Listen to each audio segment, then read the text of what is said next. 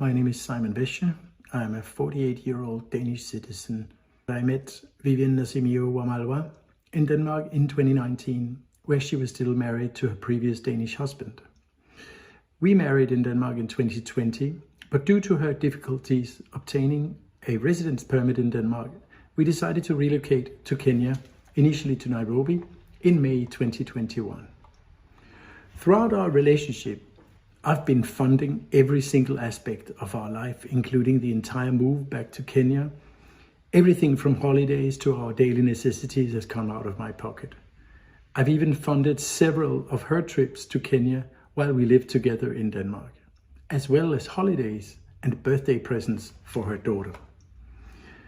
During a holiday in Malindi, we found a beach cottage for sale, which I purchased with my first investment in Kenya with money sourced from my property in Denmark. She misled me into including her name on the sale agreement, claiming that I was not allowed to own property in Kenya as a foreigner.